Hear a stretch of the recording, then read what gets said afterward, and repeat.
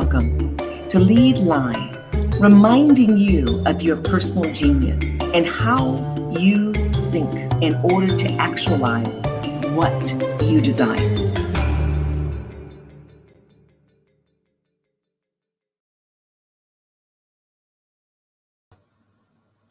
Welcome to Lead Live. Today we have 4 special guests, individuals who live a life of servant leadership. They provide valuable resources honoring the Native American community and more. Mary Trimble Norris is our executive director of the American Indian Child Resource Center. Oglala Lakota has worked with American Child Resource Center for 25 years. In the last 14 years, she served as the ED. She's been part of the Oakland intertribal community for almost 5 decades. Prior to working for the American Indian Child Resource Center, she worked for 20 years, actually more than 20 years, with the California Indian Legal Services in a leadership role. She has a passion and unwavering commitment and work and service to the American Indian community. Our next guest is Manny. Manny, we know dearly as a perfect complement to Mary. He's our Title VI Indian Education Coordinator. This gentleman is of Navajo and Comanche ancestry and has worked with the American Indian Child Resource Center for over 15 years. When he graduated, he earned his baccalaureate degree from San Diego State University. He came to Oakland to work specifically with our urban Indian inner city youth at the center. He's currently the Title VI Indian Education Coordinator, and he's established himself among so many individuals, youth who are some of them are now adults, as influential role model. He's a change agent in the Oakland intertribal community. He has many talents and wears many hats, and that includes not only working with the center, but also volunteering to teach powwow drumming to individuals. And he's part of the production team at Unginity, and he'll let you know if I pronounce that incorrectly. Then we have Joshua Holt, who's our Preparing Oakland Native Youth Program Coordinator. He gets to do a lot of what he enjoys. And what does he enjoy? As with his ancestry, Turtle Mountain Band of Chippewa, he cares about education, indigenous issues, youth advocacy, cooking, and storytelling. Then we have Ben. Thank goodness we have Ben as well. He's our program assistant gardener, Blackfeet ancestry, and is a traditional Native American Farmer Association trained farmer gardener. All of these individuals add significant value here in Oakland, California, yet beyond Oakland, California, because of the impact they have in the lives of young people, families, and even elders. So without further ado, I'd like to ask them all to come forward into the studio, the virtual studio with me, so that you get to see them. And I'd like each of them to do this first. And start with Mary and go around Manny and all the way to Joshua and then Ben, to share something that no one would know about you. They wouldn't find on the internet. Something unique about you. Mary? Well, you're starting with me first. I'm struggling. You know what I should have done? In my mind, I said I should start with Ben. Ben, let's start with you. Right. I'll think about it. There's so many things to choose from. One thing people probably wouldn't know about me is, you know how those bumper stickers that say "I break for wildflowers"? Yes. My family crazy, but I really do pull off the side of the road just randomly just to go check out what different wildflowers and stuff are in certain areas. So I am love it. actually one of those people, but I don't have a bumper sticker. Say that again. I'm sorry, I couldn't hear you well. I said I am one of those people, but I don't have a bumper sticker. Okay, got it. But you act accordingly. Wonderful. Thank you, Ben. So Joshua. Oh, okay. My current obsession is true crime podcasts. And I have listened to like many dozens of hours of true crime podcasts, including all of the Dateline NBC ones. Wow. Something compelling there for you. Uh-huh. You're a solver. Okay. Manny? Something that most people won't know about me, but my wife and family definitely know this about me, is that I am quite a collector of things, especially things that I can find on the street for free. I love stopping at piles and like rubbish piles that I see on the street or free stuff in boxes on corners. And just seeing how we can repurpose that not only as a family, but ultimately as a community. So we're not just like buying to consume just for the fun of it, but really seeing how we can get the most use out of things that other folks are just tossing out. I love it. I love it. Restoring, leveraging. Yes. Now, Mary. Yeah, I've had a minute to think about it. And yeah, it's because I tell everybody everything, um, a lot of things about me. But one thing is, and Josh provoked this, I love, like, inexplicably, I love, like, British monarchy and British stuff. I'm just kind of an Anglophile. And it's hard to explain how I got that way. Yeah. Very interesting. Very interesting. Yeah, I wonder. Yeah. Curious. Yeah. Well, those are unique things about each one of you. And I think they would speak volumes in some ways. And I don't want to share my thoughts. I want those things to kind of come from you. So, I have a couple of questions. I want to begin there. And undoubtedly, we'll have questions from the viewing audience. And first of all, Tomoko Ha says, "Hi, Mary and Manny." And hi, Dr. Webb. So, Tomoko. What inspired you to serve in support of our American Indian community? And any of you can start. And in fact, it would be great to have either you start, Josh, because I know you can't stay on here too long, and likewise, Ben, in your critical support roles. Yeah, I mean, so I get to it somewhat in my bio, which is that I really knew that I had a series of things that were important to me. And working on Indigenous issues is one of them, but also working with youth was another one. And I don't know exactly where that came from. I guess I did a fair amount of volunteering as a tutor. But I just thought that if I was going to make the most impact I could make in the community, it would be through working with youth. And so when, I found AICRC, or they found me, and found this way that I could bring all these different interests together, which are various, and use it in a way that can have a big impact on youth, and I think ultimately a big impact on the community over the long term.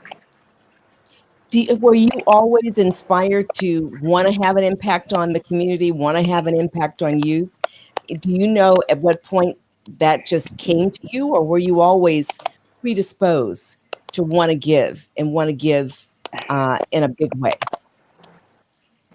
Not necessarily.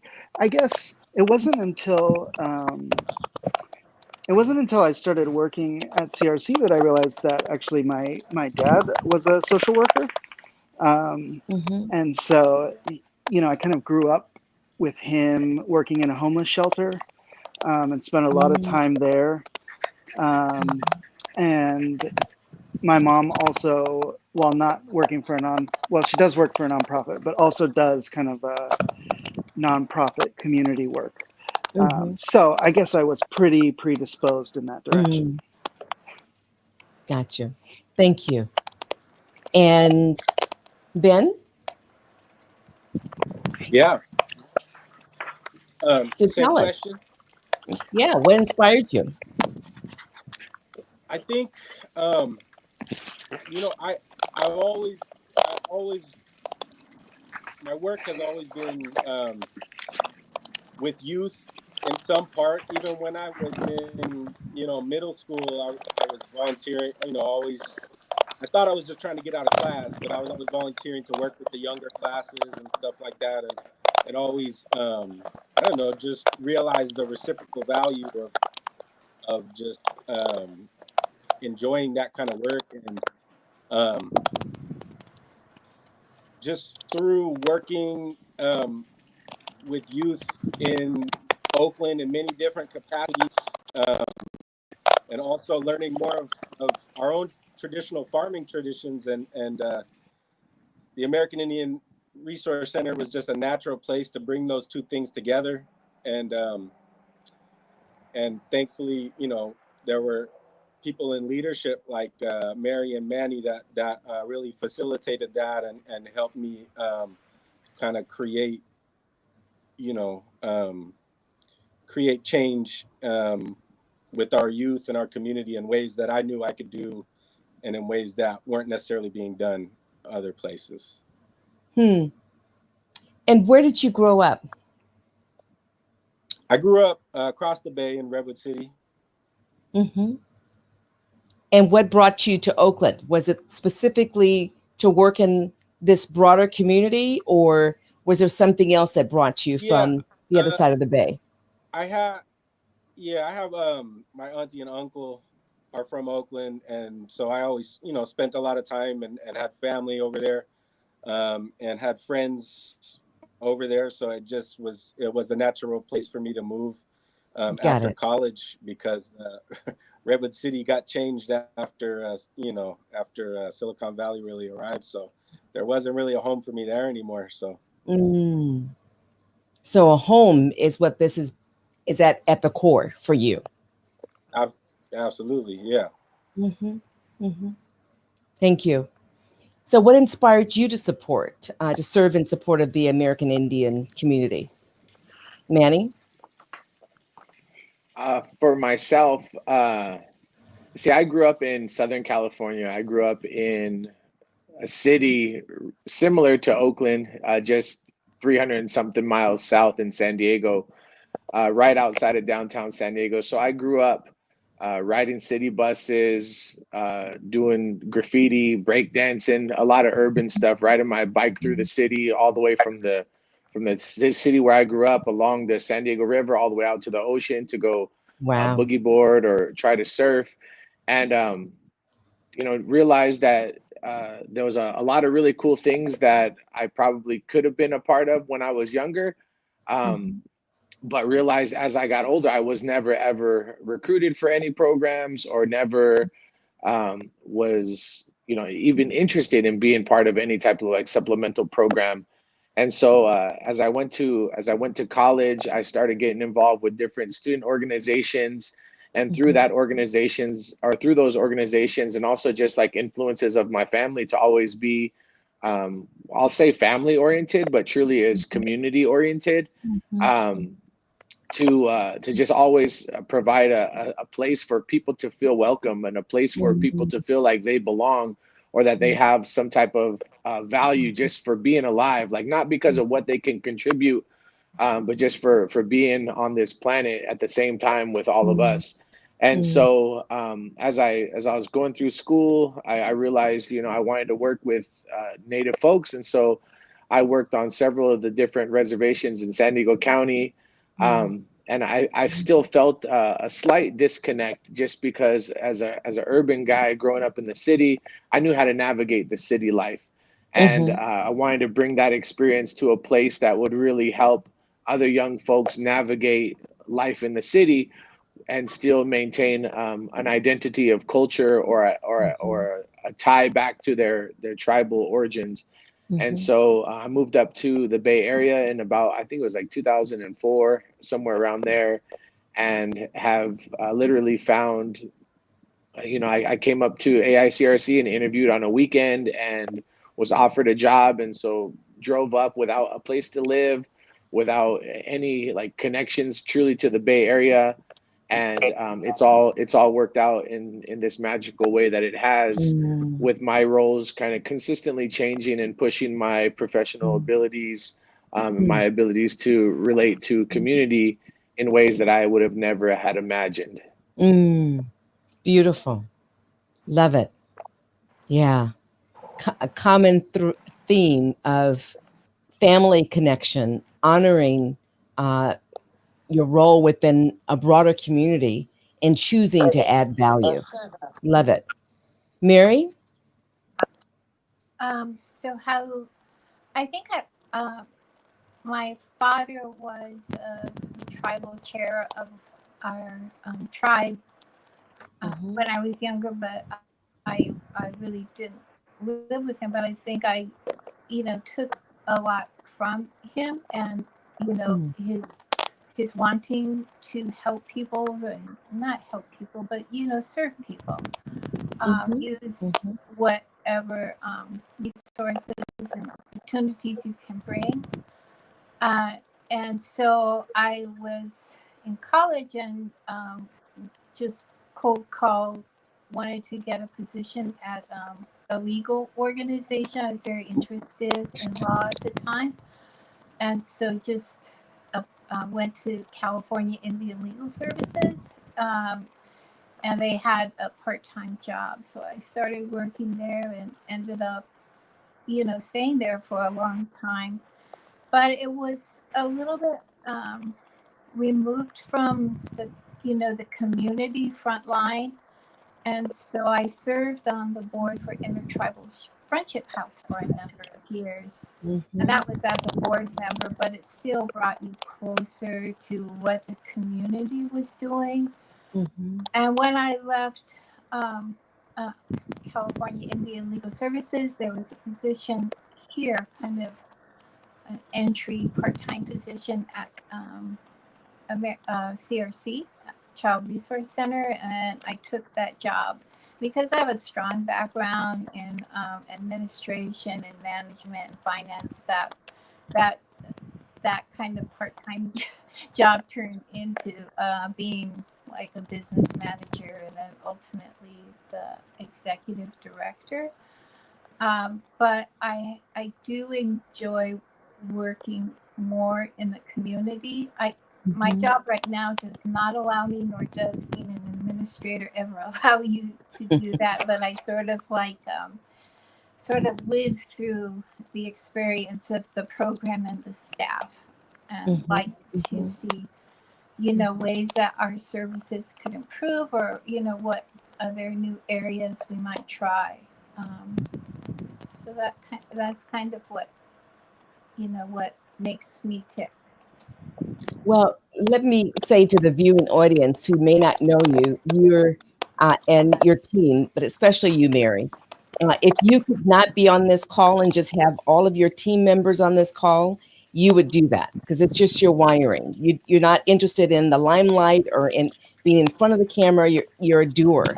You want things done and done in a way that really adds value to individuals. It doesn't take away the fact that people love to be in front of the camera and can also have that value, but your value is almost 100% on helping and being of service.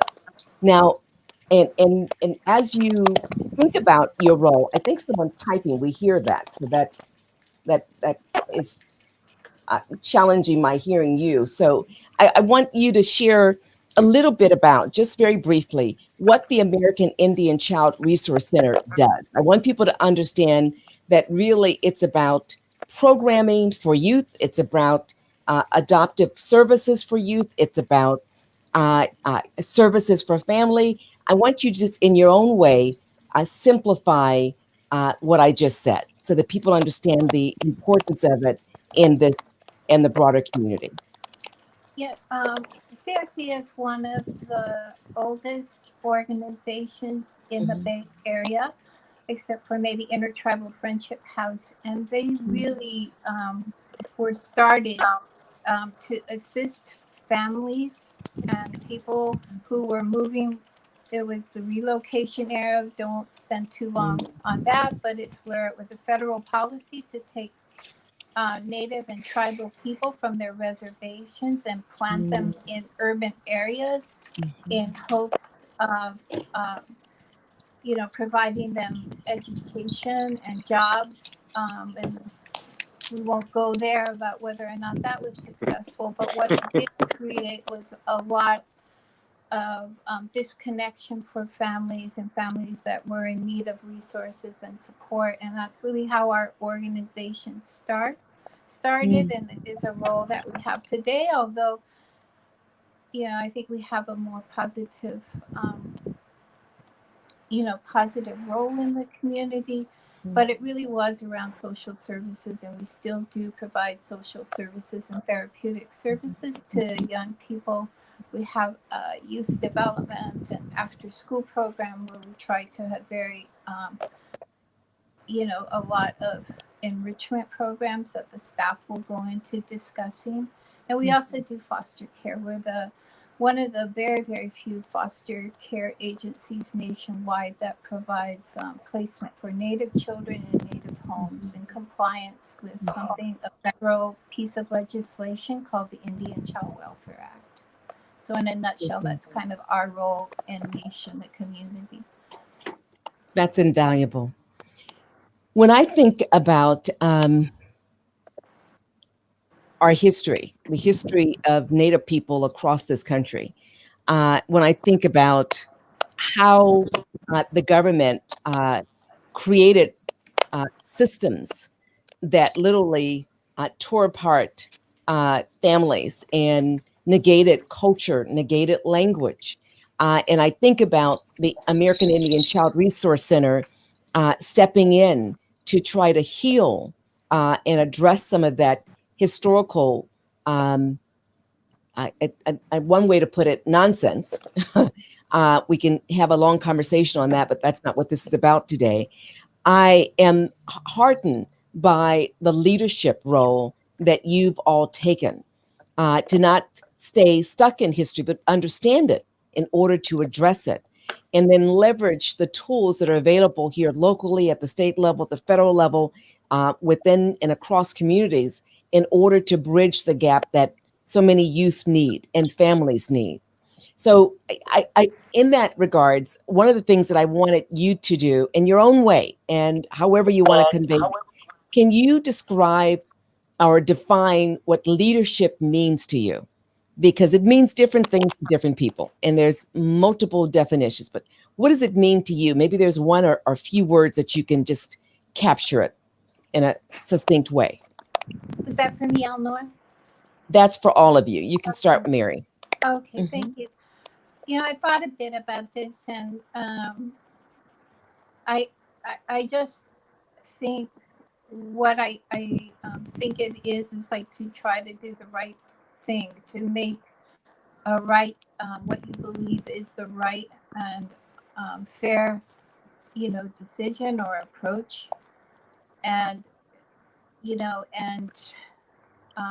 if it's a hard decision, to pursue that, to direct your organization or direct the staff's work. But I also think, and a reason why I wanted the staff here is I think it is to pass along and grow leadership or grow leaders, young leaders coming up. Obviously, I'm an older person, and these folks will have, way more impact within the next 5, 10, 20 years than I will have, probably, most likely. And so I think that's what it is also. It's like looking behind you and bringing people forward and giving them that opportunity, that responsibility. Wonderful. Would you like to follow? Manny, Josh, Ben? Sure, I'll go ahead and go next. Josh actually had to get off of the call. But he did want to say thank you for inviting him to be on today, and he is glad he could contribute what he was able to. For me, I think leadership is simply defined as like walking the talk. I feel like there are so many people within the world or in this, Oakland community or in the community of California that will stand on podiums and speak of things that are idealistic or are just like, they're buzz phrases to say out loud. Yet when it comes to the practice or walking actually doing the work, a lot of times those people are absent. And I feel like to me, leadership and leaders are those people who have this idea and they will do every single thing possible to see that idea come into reality. And I feel like the team that we've established here really, again, is just overflowing with leadership qualities, because we have these ideas and then we have the type of leadership in Mary to just run with those ideas and see how we can make them happen for truly the embetterment of our community, the progression of cultural learning and understanding, and ultimately of cultural practice. And I feel like all of those things really define leadership for me. Invaluable. Ben? Yeah, I mean, I think beyond that quality that Manny was talking about just being able to provide examples of the things you're asking of the people that that you're working with, and just being able to be honest about who you are, what your weaknesses are as a leader, and where the rest of your team can help support you in that, and Powerful. recognizing everybody for their individual talents and working with that, and not not seeing that as a barrier because you can't treat it monolithically, because that's what a lot of management training will want you to do that. But yeah, like Manny said, just to have leadership like Mary and like we have that really draws on people's individual talents and uniqueness, and empowers them that way, because once that's how you really create new leaders, is by making people feel really empowered in their own self and their own skills. And what they can do to project that within their community. Yeah, I couldn't said it better. Yeah, leadership is really, you started it, Mary. It's about preparing the next generation, modeling it in a way where the next generation is able to lead in ways that distinguish themselves to have a greater impact than the impact that you've had. And then Manny just followed with the powerful notions of functioning in a way that really is, I would call it, devoid of ego. Just, it's getting it done. It's being clear and being connected to that message that you're conveying and doing it, so that no one has to hear the message. They see the behavior. And then you wrapped it up beautifully, Ben, in honoring the fact that everyone has expertise, everyone has strengths, and the degree, and likewise, everyone has weaknesses. And the degree to which leadership like Mary, complemented by Manning, complemented by you, Ben, honors that we all have weaknesses. You can leverage the strengths of others to neutralize the weaknesses as everyone grows, right? I just, that perfect summary. I mean, you didn't plan for that. I couldn't have planned for that response. Thank you. I think we have at least, there's at least a couple of comments. Oh, Olive writes, it's interesting to learn about people in our community, who they are and where they come from.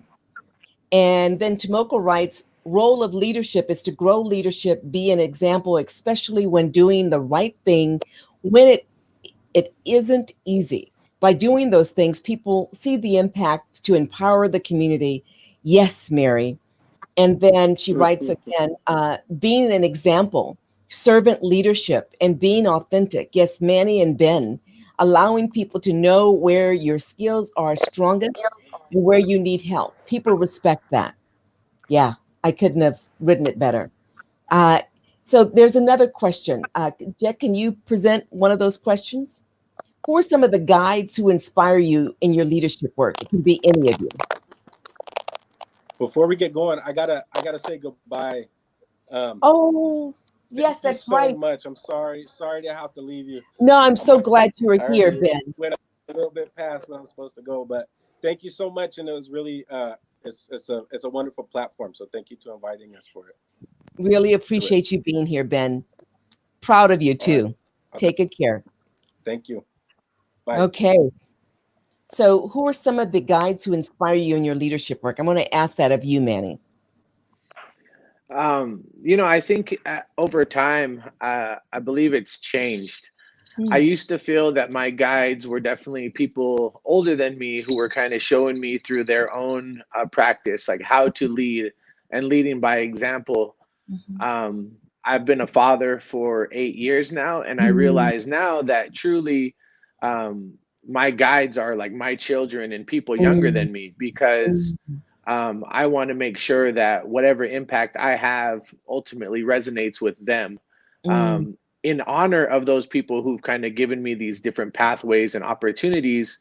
And so really balancing definitely like the people who've laid down those foundations as far as like my mother, who's one of the most giving and selfless people I've ever met in my life to this day, mhm, always continually putting other people and other people's needs way before her own.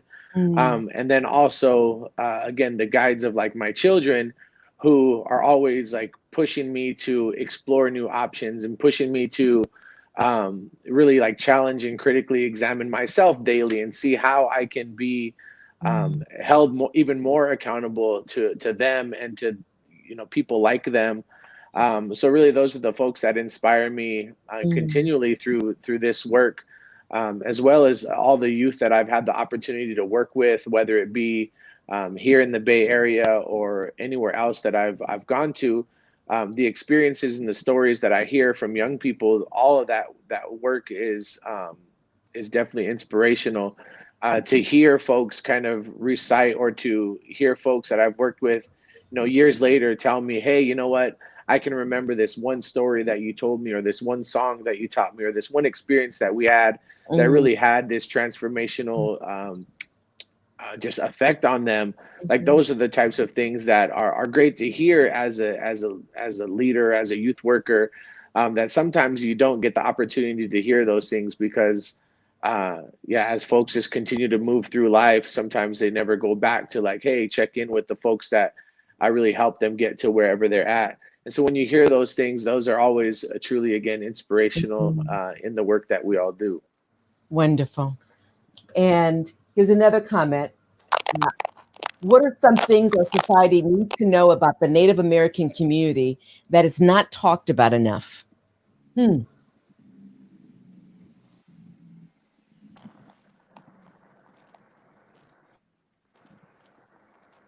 Either one of you. Mhm. I think some of the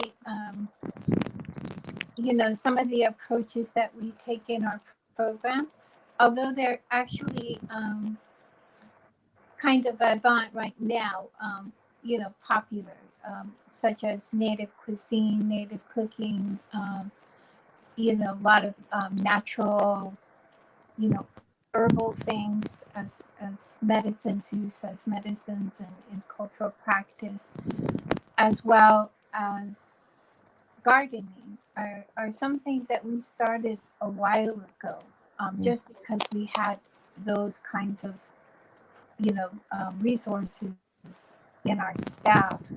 But even in doing that, we take a different approach, and that is to really look beyond sort of the obvious things such as beans, corn, blue corn, bison, but our gardening program. And I wish that Josh was able to stay with Mm, me and Ben, because they're a wealth of knowledge about native ethnobiology, and they've both done and are a lot of research into and are very knowledgeable about what were some of the original foods and plants were used. And they've taken, we grow some of those things on our garden. We have 2 garden spaces. One is located at a charter school in Oakland, and the other one is a gift that Segorite Land Trust provides us in their Rabbit Garden in West Oakland. So we have a few garden beds in each, and at the charter school site, we also have some land that we can also use for planting. And so besides growing crop food, which we do, we focus on regenerating and growing seeds to give out. And usually we do a lot of events a year, not this year, and pass out seeds so that people will have those seeds and that knowledge about how to grow those plants that are really some of our tribes, or many of our tribes, you know, actual food, their heritage seeds. Invaluable. And so I just think that that's the approach that we take, is to have like food sovereignty, true food sovereignty, reclaim our you know, culture through practice and foods and eating and self-sufficient, or self-sufficiency in terms of being able to care for our bodies in a more healthful and natural way, and use those things that people have used for centuries but have like forgotten about, or no longer greatly in use. And I think like people tend to look at more obvious things about natives and native culture, or, you know, contemporary natives, but that is something probably that they should pay more attention to, because it would help them just in their own lives. Yeah, it's interesting. I think many of us appreciate the power of what we put in our bodies now more than even in recent history, because of the pandemic and that many of us who are susceptible to getting the coronavirus 19 because our bodies are weakened, and the power of having the right nutrients in our system to edify the system. And it's more than just this physical system. It's our spirit. It's our emotional state. And so understanding farming is not minor.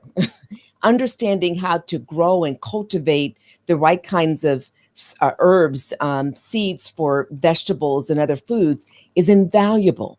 And some people call it a lost art.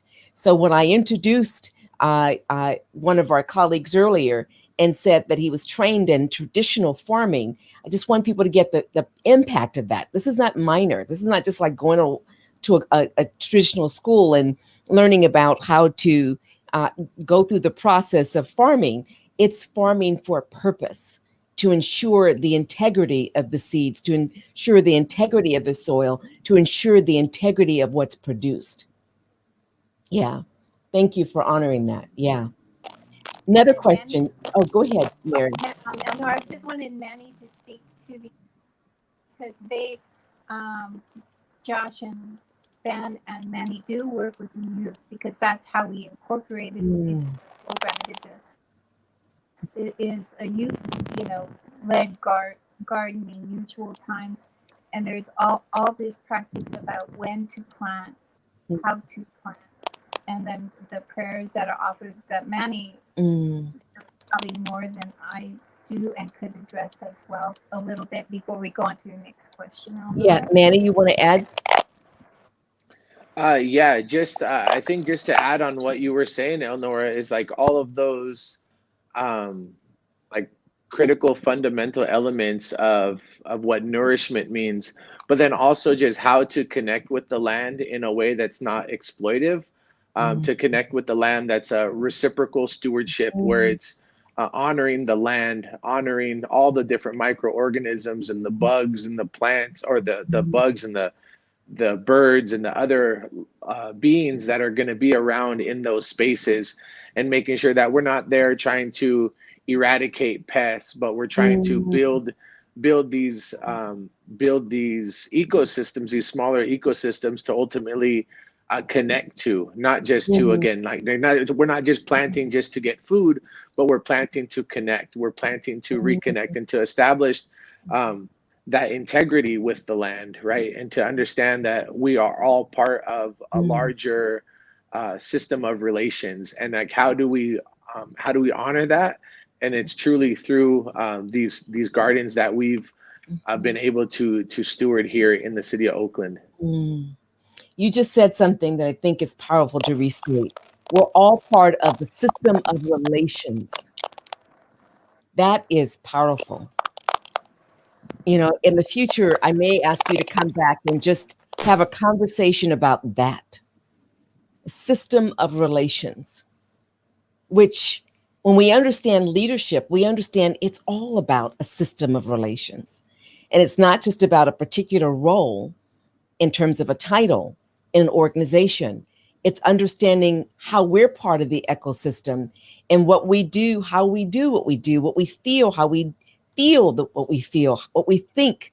All of that and more creates a vibration that influences everything else. And when we understand that power, we understand really our real leadership power, which goes beyond the obvious. Next question, Jet. Is it true that Northern California has one of the highest concentrations of Native Americans in the country? Are there places I can go to meet other natives like me?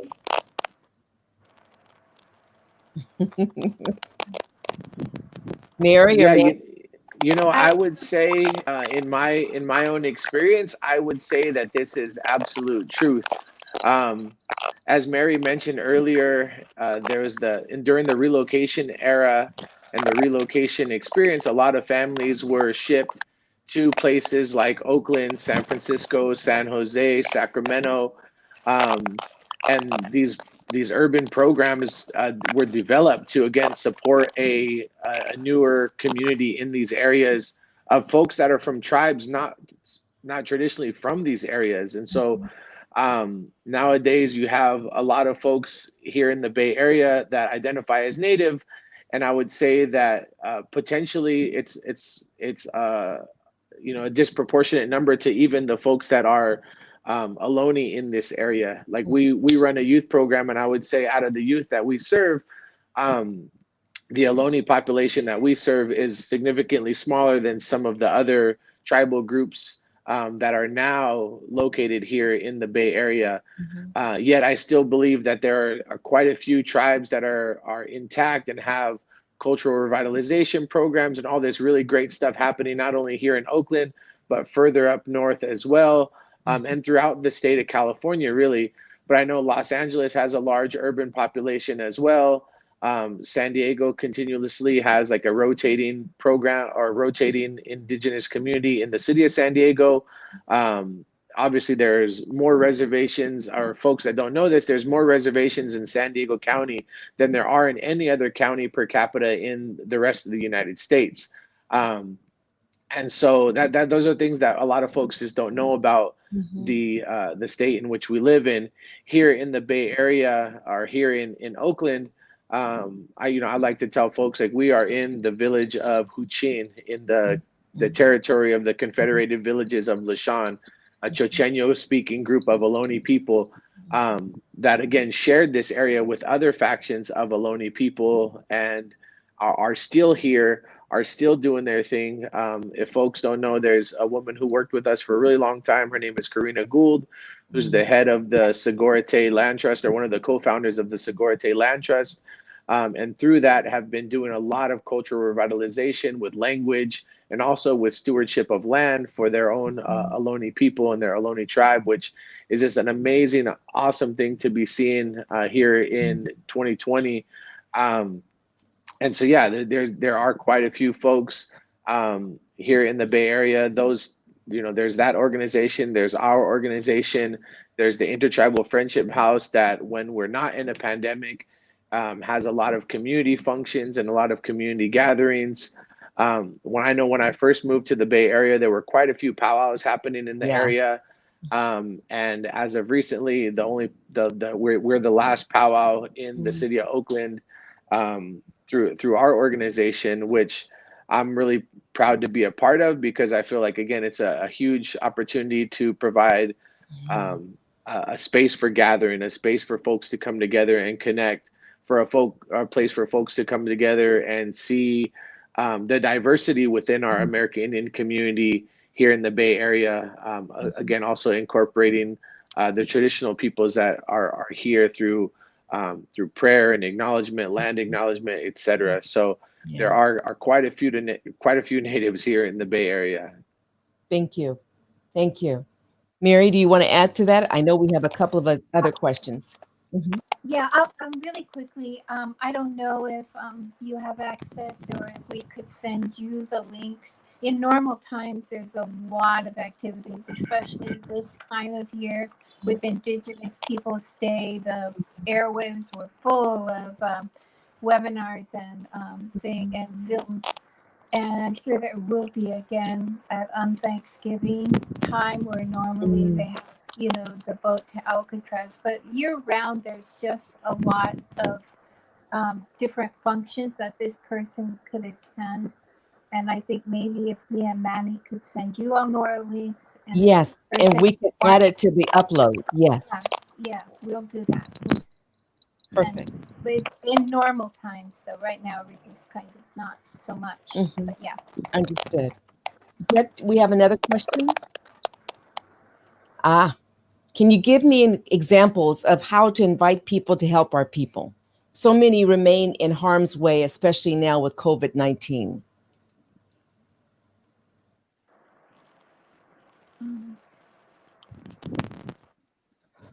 That's a hard question.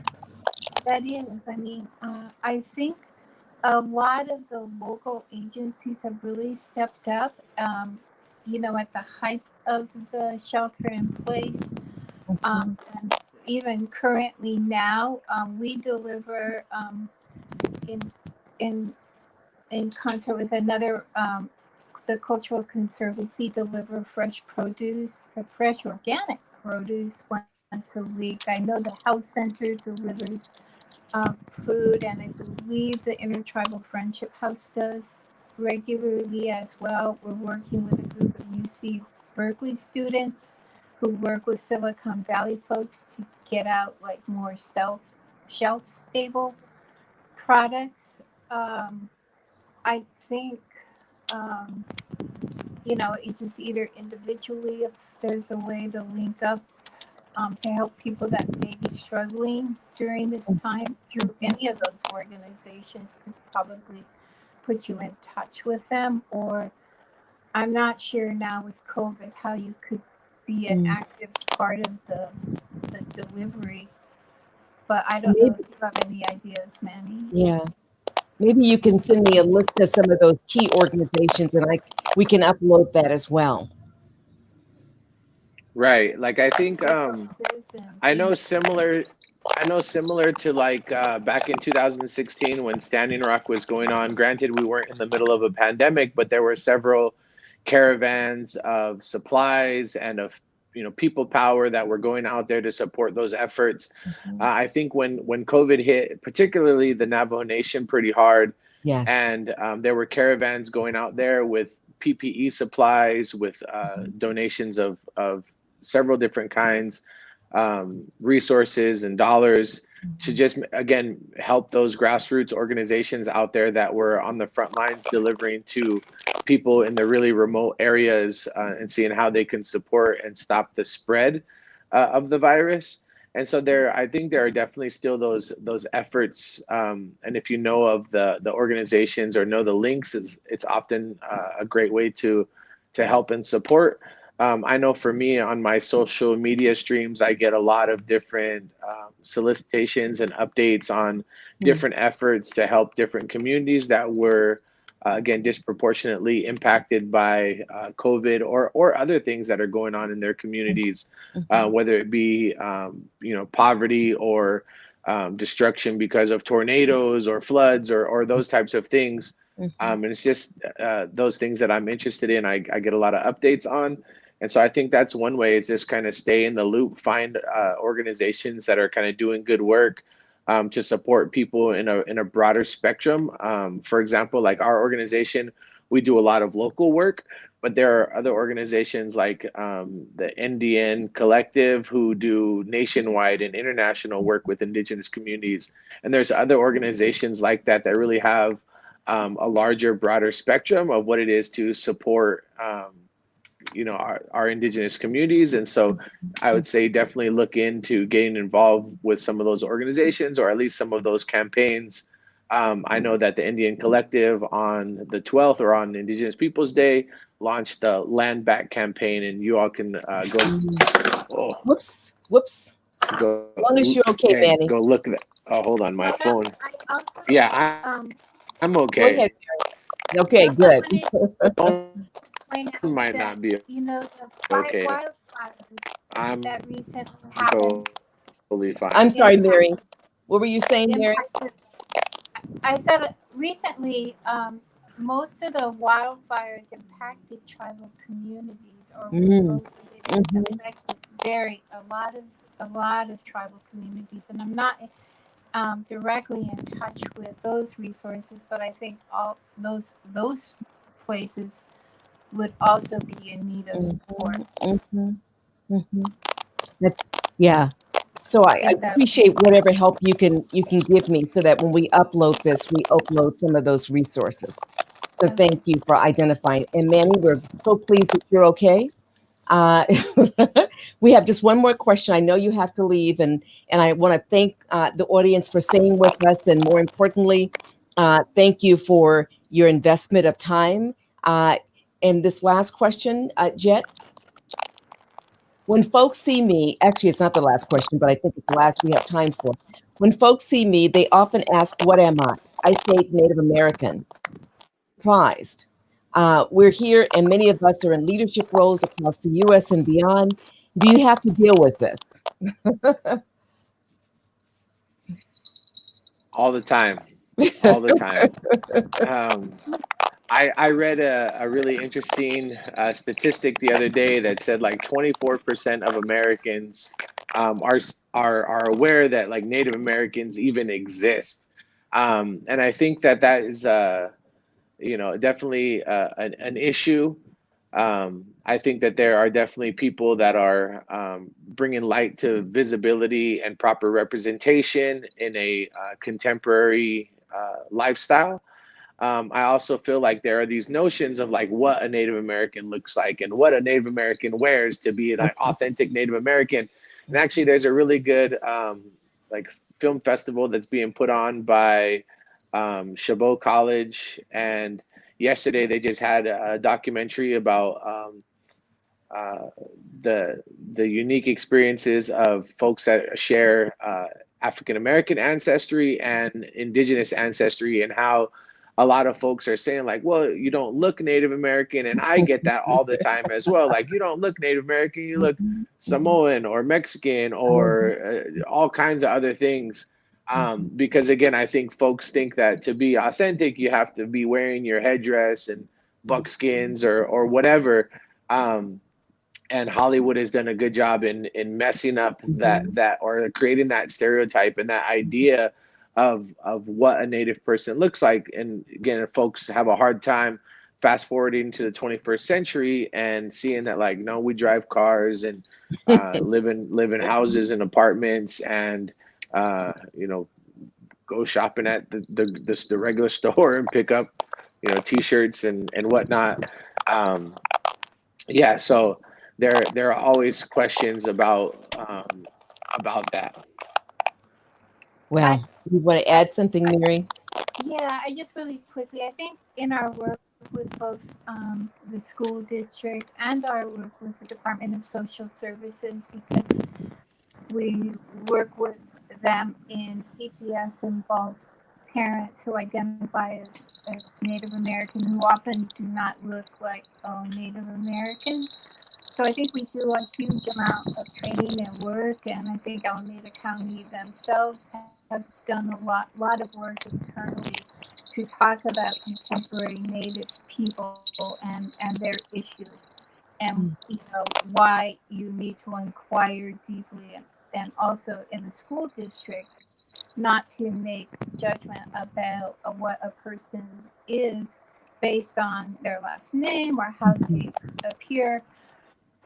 You know, I think we're 5 or maybe even going into 6 generations of, you know, people that have been here since relocation, and we're a very blended and diverse community. And I think we spend a lot of times with our young people talking about what it, you know, means to be Native. And it doesn't necessarily mean, you know, that you look Native or even have a strong connection, because sometimes those connections are very broken. But you can know that you are Native and you can honor that within you. Yeah.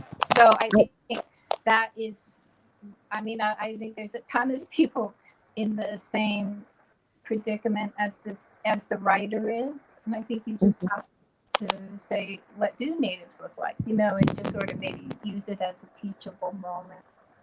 Yeah, invaluable. Just put up the last question, even though we need to tune out. Well, this one I'm glad we put up. It looks like it's a statement. Thank you for being an inspiration to me and other young people. When I feel like giving up, I think of you. Yeah, that is awesome. I think that speaks volumes about you as individuals. And I want to thank you for your invaluable leadership and investment in ways a lot of which goes unknown to the masses. And yet it's sufficiently known to individuals who are affected that it really pays itself forward. So thank you, Mary. Thank you, Manny. And thank you, Josh. And then you had to leave. We appreciate and value you. Thank you. Thank you. Yeah. And I think there's a couple of thank you. I learned so much today. And Tomoka said, glad you to have your back, Manny. She laughs. I want to say thank you to those of you who've been able to be with us this hour at Plus, and those who will have an opportunity to see this in the future. Please review it. You'll find some kernels in here that are not only valuable to you, that you can pay forward as you go to work with other individuals or are invested in other people in their own development, in their own leadership development. I'd like to also share with you who we will have returning next week, Dr. Martin Quinde, and on a topic that's near and dear many people, and the wealth equation. And if you may remember from the first show, wealth is much more than finance. It is important to have finance, but at the core of wealth is family. It's faith, it's fitness, and fun in addition to finance. And so this gentleman will be coming back, sharing with us little moments that change the world. The wealth equation is a series, monthly series for the next year, and we welcome you to join us. Thank you so much for being part of the Lead Live broadcast, and we'll see you next Wednesday, noon Pacific Standard Time, US, Canada, 3 p.m. Eastern Standard Time, or anytime you'd like, leveraging us on Roku TV, Amazon TV, and of course, YouTube, Facebook, and soon to be LinkedIn Live. Pleasure.